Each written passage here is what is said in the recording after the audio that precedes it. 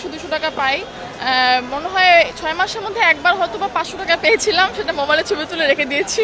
সকাল থেকে সন্ধ্যা পর্যন্ত আমার থাকতে হয়, মানে এখানে থাকলে তো মনে করেন বিকালের নাস্তা বা অন্য কিছু খেতে তো টাকা করতে, সেটা উল্টা ফ্যামিলি থেকে আনতে হয়। ডোর টু ডোর ইন্টিমেশনের জন্য অনেক সিনিয়রের কাছে যেতে হয়, কোনো বাধ্যবাধকতা নেই। অনেকে জুনিয়র নিতেই চায় না। প্রথম স্টেপটা আমাদের ওখানেই স্ট্রাগল শুরু হয়।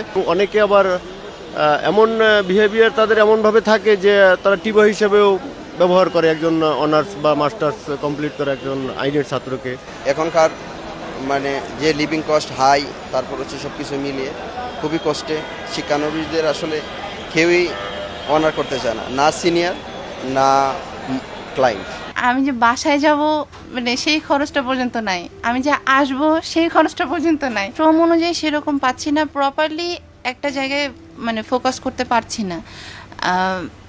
মানে এটার মূল কারণ মানে পর্যাপ্ত ফিনান্সিয়ালি ব্যাকআপ না দেওয়াটাই। বার কাউন্সিল বা বার সমিতি তাদের উচিত আসলে হচ্ছে শিক্ষানবিশদের জন্য একটা নির্দিষ্ট অ্যামাউন্ট ফিক্স করে দেয়া, অন্তত পক্ষে যেন আমরা নিজেদেরকেই নিজেরা বেয়ার করতে পারি, বাসা থেকে বা ফ্যামিলি থেকে সাপোর্টটা না নেওয়া লাগে একাডেমিক সার্টিফিকেশনটা কমপ্লিট করার পরে। আমি নিজেও তো একসময় শিক্ষানবিশ আইনজীবী ছিলাম। এই কষ্টটার কথা আমার জানা আছে, এই দুঃসময়টার কথা আমার জানা আছে। একটা শিক্ষানবিশের প্রতি আমাদের আরেকটু সহনশীল মনোভাব থাকা, কোমল মনোভাব থাকা উচিত, কারণ এটা তো আমাদেরই সন্তান। আমি নিজে শিক্ষানবিশ ছিলাম, একসময় এই কথাটা আমরা ভুলে যাই, বেমালুম ভুলে যাই।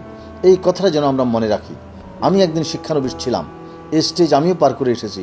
এই কথাটা কোমলতার সাথে আমাদের মনে রাখা উচিত এবং আমাদের তাদের প্রতি আরেকটু সহনশীল হওয়া উচিত, আরেকটু দয়াদ্র হওয়া উচিত, আরেকটু করুণ হওয়া উচিত আমাদের তাদের প্রতি।